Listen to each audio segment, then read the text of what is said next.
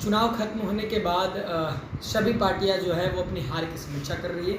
BJP एक तरफ हार की समीक्षा कर रही है तो तमाम और भी दल जो थे वो हार की समीक्षा कर रहे हैं। वहीं साथ साथ में अगर बात करें तो निर्दलीय जो प्रत्याशी थे वो भी हार की समीक्षा कर रहे हैं। बल्कि हम एक ऐसे शख्सियत से आपको मिलवाना चाहते हैं जो रूत बक्सर के वो जाने माने डॉक्टर भी हैं और वो कई क्षेत्रों में काम कर चुके हैं। फ़िलहाल अगर बात करें हम तो सामाजिक क्षेत्रों में उनकी काफ़ी अहम भूमिका की गई है, अहम भूमिका वो निभाए हुए हैं। वहीं चुनाव में आने की बात भी इनकी सामने आ रही थी। बताया जा रहा था कि बीजेपी पार्टी से जो है इनकी टिकट जो है वो फाइनल हो गई है, ये चुनाव में आ रहे हैं और चुनाव मैदान में ये ताल भी ठोक दिए थे। लेकिन फ़िलहाल क्या हुआ और क्यों चुनाव तक रिज़ल्ट से लेकर के वोटिंग और मतदान तक और उसके पहले भी जो डॉक्टर हमारे साथ अभी मौजूद है वो दिखाई नहीं दिए, ना तो मीडिया कर्मियों से मुखातिब हुए और ना ही अपने फेसबुक वगैरह कोई भी सोशल मीडिया अकाउंट पर दिखाई दिए। फिलहाल हम उनसे जानने का प्रयास करेंगे कि वो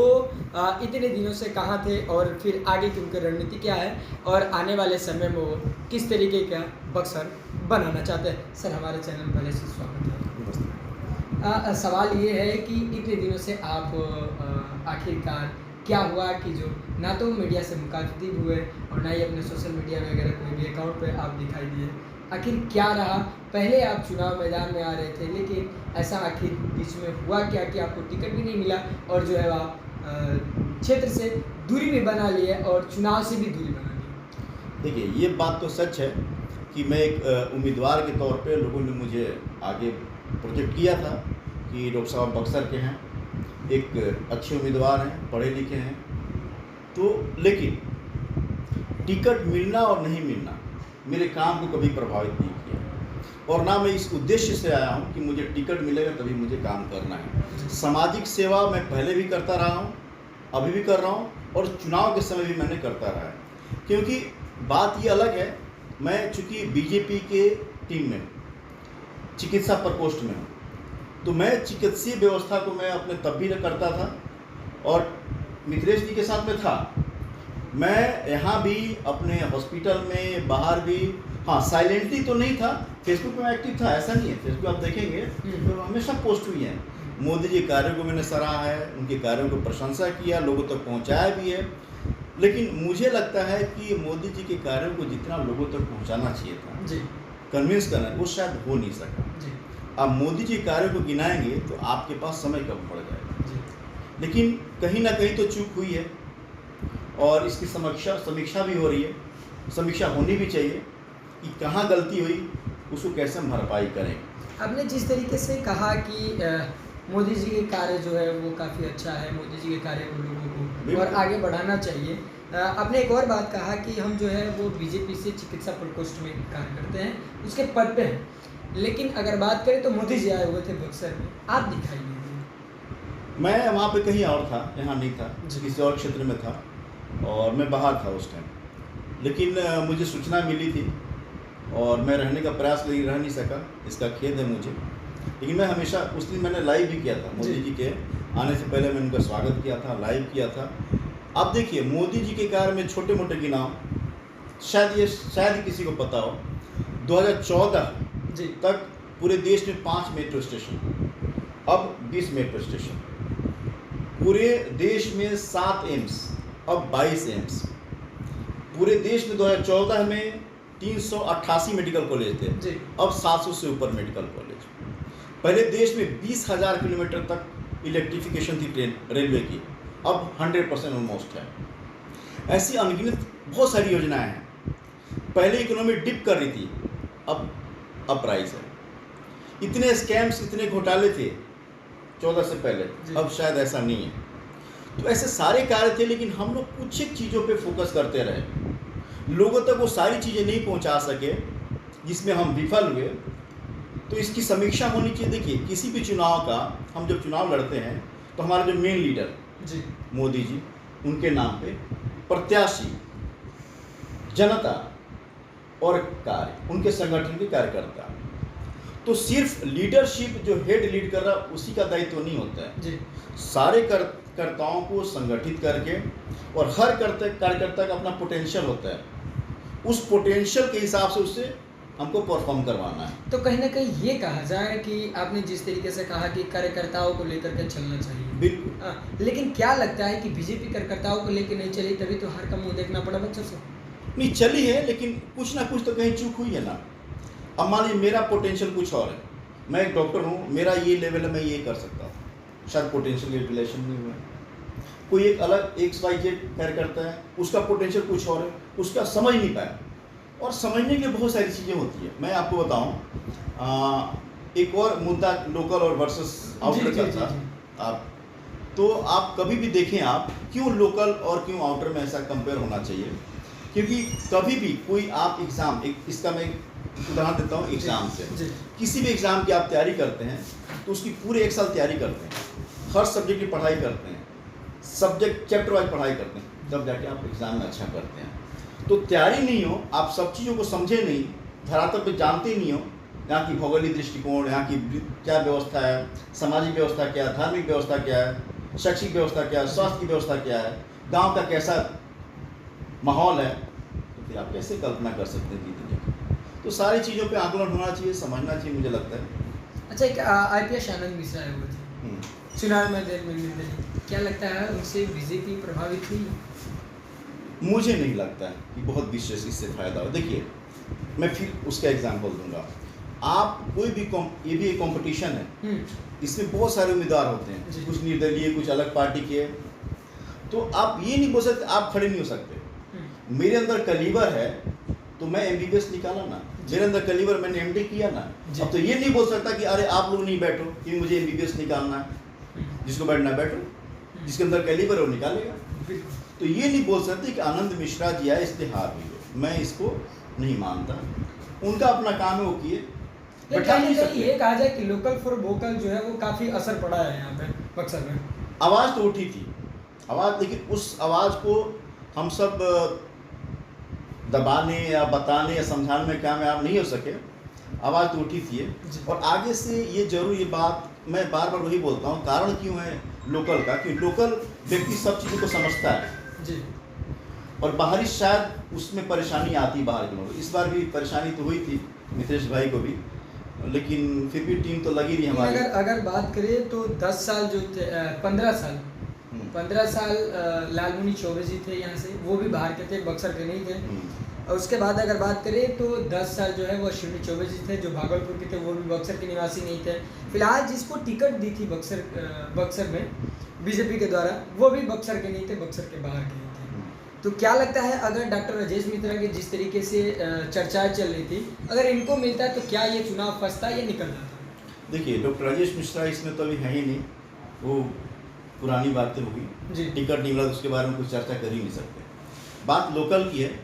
तो डॉक्टर राजेश मिश्रा भी लोकल थे, तो क्या चुनाव निकलता या नहीं निकलता? देखिए, वो निकलता, अब तो टिकट मिली नहीं जी, तो मैं उसको ऐसे नहीं बोलूँगा कि मुझे मिलता। हाँ, लोकल का एडवांटेज होता है, यह पार्टी भी समझने लगी है और पार्टी इस पर विशेष आकलन करने लगी है कि क्यों लोकल को। मैं बार बार वही बोलता हूँ, लोकल होगा तो सबको जानेगा, उसको सब जानेंगे, लोग इमोशनली अटैच होंगे, वो खुद अटैच होगा। ऐसा नहीं कि बाहर के प्रत्याशी अटैच नहीं हो, लेकिन वो समझ नहीं सकेगा जब तक वो उसके पास, बेचारे के पास समय कम होता है। इस बार तो फिर भी 2 महीने का समय था, समय कम होता है, तो उसको समझने में ही समय निकल जाता है, लोगों को समझने में, और लोग उसको समझे समय काफ़ी निकल जाता है। इसलिए लोकल इसलिए हमेशा बेहतर होता है, क्योंकि वो समझता है काम कैसे करना है, लोगों को लगता है कि जाएगा तो कहाँ जाएगा।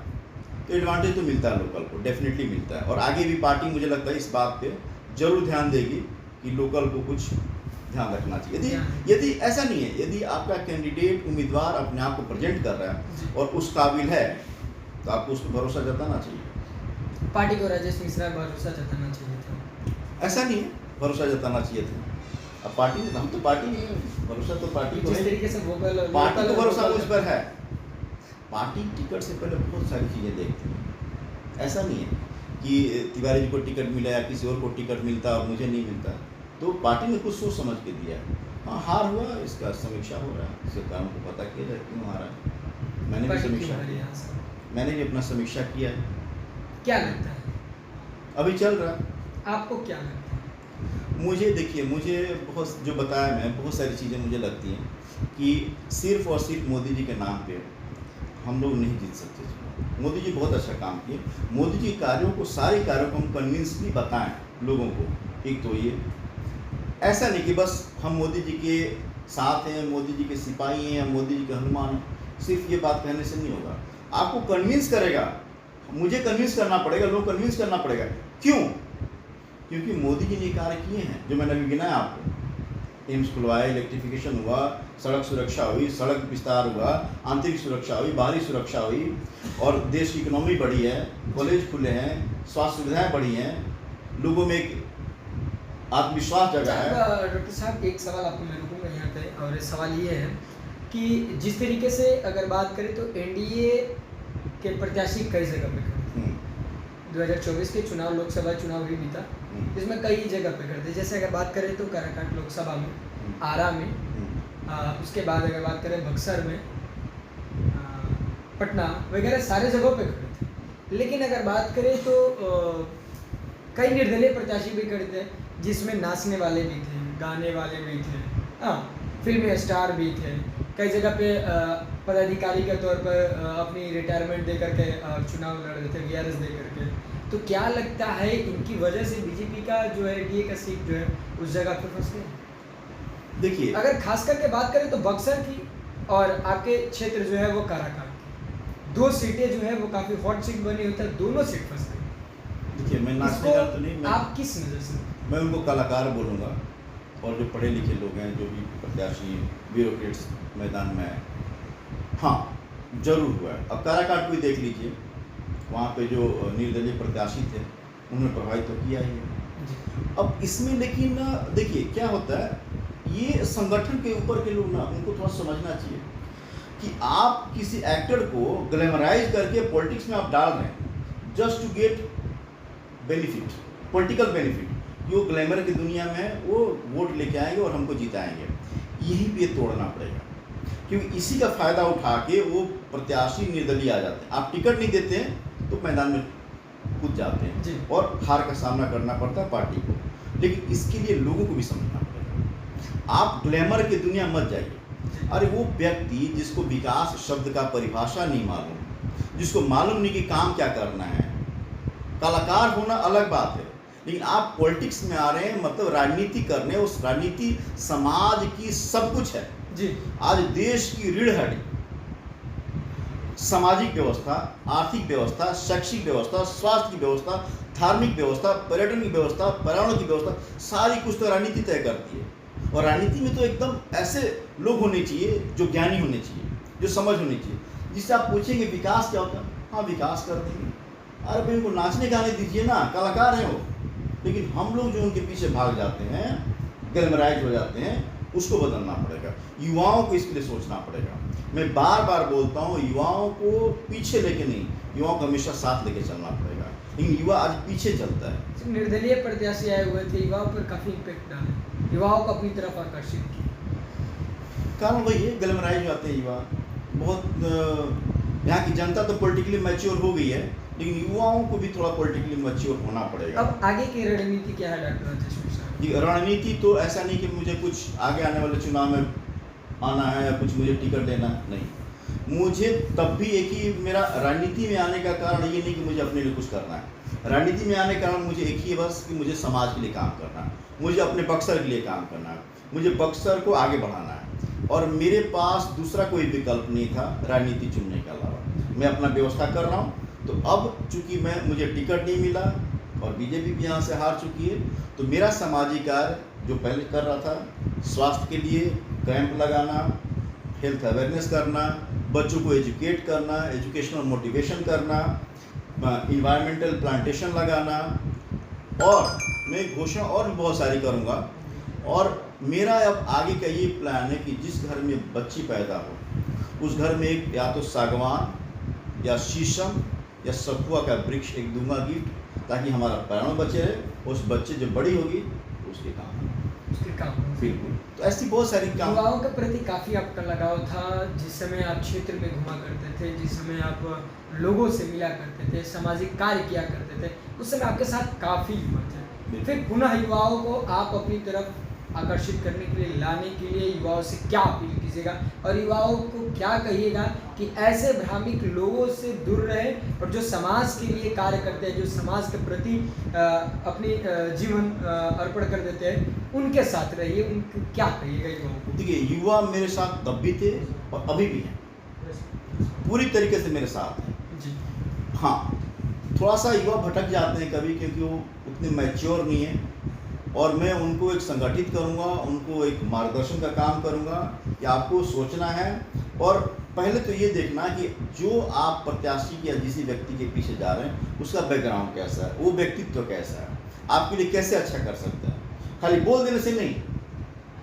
अब मेरे लिए क्या है, मैं युवाओं अभी हमारे यहाँ अभी बलिहार में बहुत सारे ऐसे कार्यक्रम मैंने किया था। अभी मैं ये देख रहा हूँ कि बहुत सारे युवा जो पुलिस फोर्स में या आर्मी में या किसी ऐसे एम्प्लॉय के लिए जाते हैं एम्प्लॉयमेंट में, तो उनको मेडिकल में दिक्कत आती है जी। तो ऐसे युवाओं के लिए जब पहले मेडिकल फिटनेस के लिए जाऊँ, उससे पहले उनका मैं जांच करूँगा और वो फ्री में करूँगा। Free of cost. ये पूरे जिले के युवाओं के लिए है मेरा संदेश कि जिसको भी ये दिक्कत हो या जो तैयारी कर रहा हो, पहले एक बार मुझसे चेक कर। मैं शिविर भी लगाऊं उनके लिए कैंप करूंगा और मुफ्त कैंप करूंगा, मुफ्त जांच करूंगा, और कहीं मुझे लगे कि अनफिट है तो उनको करेक्शन करने का, उसको ठीक करने का प्रयास करूंगा, ताकि वह इसमें सेटबैक में वो पीछे नहीं हो। एक तो ये कार्य करूंगा।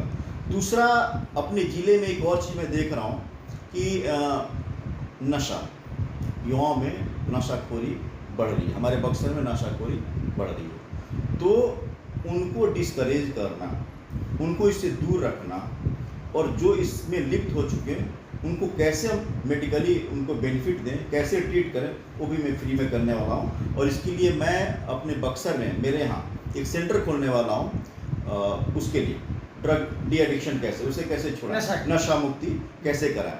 तो महीने में एक मेरा उसके लिए कैंप होगा, और युवाओं को कैसे आगे रोजगार मिले, कैसे वो पढ़ाई करें, इसके लिए मैं हमेशा तत्पर रहूँगा। और गांव के बच्चों के लिए जो पढ़ाई कर रहे हैं उनके लिए मैं एक ऐसा स्टडी पीरियड का एक प्लान करूँगा कि वो एक साथ संगठित होकर पढ़ाई करें। ऐसी बहुत सारी योजनाएं, बहुत सारी प्लान हैं। अभी जो जीत के आरजेडी हम देखेंगे। अब मेरी तो 5 साल की लड़ाई है कि डॉक्टर राजेश मिश्रा वर्सेस सांसद। मैं ये करके दिखाऊंगा कि एक सांसद जितना काम करता है उससे कम काम नहीं करूँगा अपने बक्सर के लिए। ये जनता तय करेगी, ये मेरी घोषणा है। और बिल्कुल कोई इसका पॉलिटिकल मोटिवेशन नहीं, सिर्फ और सिर्फ निस्वार्थ और सामाजिक बक्सर को आगे बढ़ाने की। काफ़ी धूप हो रही है सर, और गर्मी का मौसम है, ऐसे में बक्सर वासियों से क्या कहिएगा? हाँ, इसमें देखिए, अभी मैं बार बार बोलता हूँ, अभी पर्यावरण इतना प्रभावित हो चुका है।